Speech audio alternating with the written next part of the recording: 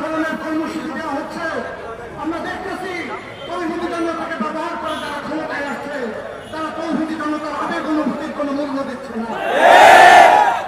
আজকে আমরা দেখছি সমন্বয়কদের দল আসছে, তারা যে আজকে ক্ষমতায় কাদের রক্তের উপর পা দিয়ে তারা ক্ষমতায় গেছে। আজকে তারা রাজনৈতিক দল করতেছে। তারা এই আল্লাহ এবং রসুলের কটূক্তির ব্যাপারে কেন নীরব আছে আপনারা প্রশ্ন করবেন। আমরা স্পষ্ট করে বলে দিতে চাই, এই বাংলার জমিনে যারা রাজনীতি করবে ইসলাম প্রশ্ন তাদের অবস্থান কি এটা তাদেরকে পরিষ্কার করতে হবে।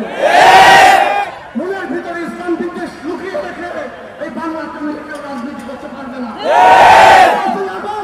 তৌহিদি জনতা রায় দিয়ে দিয়েছে, রক্ত দিয়ে রায় দিয়ে দিয়েছে, জীবন দিয়ে রায় দিয়ে দিয়েছে।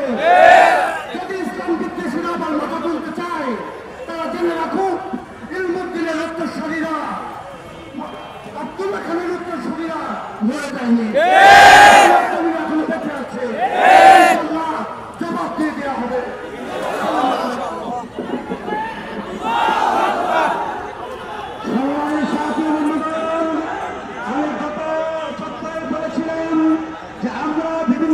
বিভক্ত হতে পারে, বিভিন্ন ফেরকায় বিভক্ত হতে পারে, বিভিন্ন পোশাকে বিভক্ত হতে পারে, কিন্তু আমার রাসূলকে নিয়ে যদি কেউ কোনো কথা বলে তখন আমাদের কোনো জাত পরিচয় থাকে না, পুরুষের ভিন্নতা থাকে না, তখন আমাদের দলীয় কোনো বিভক্তি থাকে না, তখন আমরা সকলে মিলে মুহাম্মদের উম্মতে পরিণত হয়ে যায়। অতএব যারা রাসূল সাল্লাল্লাহু আলাইহি ওয়াসাল্লামের বিরুদ্ধে কথা বলে আগুন জ্বালাতে চাই